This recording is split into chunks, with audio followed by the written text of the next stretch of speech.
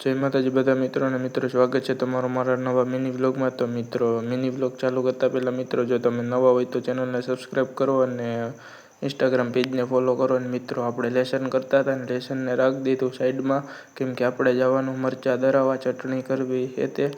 અને મિત્રો આવી રહ્યા મરચાં, હવે એને દરાવવા જવાનું છે તો ચાલો ગાડી લઈને જઈએ। તો મિત્રો આવી ગયા છે મરચાં દરાવવા, મિત્રો ગાડી રાખી દીધી અને જોઈ લ્યો મિત્રો ચટણી થઈ ગઈ છે મરચાંની, અને ઘરે પણ આવી ગયું હું। પછી મિત્રો આવીને બેસી ગયો સીધો લેસન કરવા।